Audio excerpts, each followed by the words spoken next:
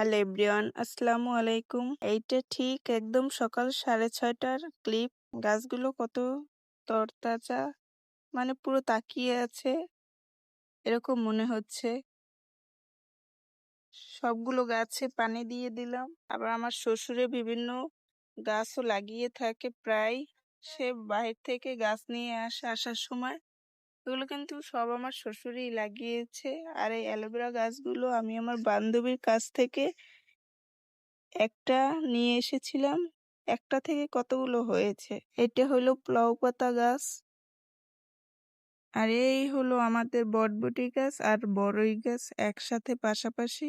এগুলো কিন্তু আমার শ্বশুরে লাগিয়েছে, খুবই যত্ন করে থাকে এই গাছগুলোর, আর আমরাও সময় পেলে পানি দিয়ে যত্ন করে থাকি। আর এই সেই কামরাঙ্গা গাছটা, এখানে কামরাঙ্গা হয়েছে প্রায় 4 থেকে 5টার মতো। আর এই হলো যে কাঁচামরিচ গাছ,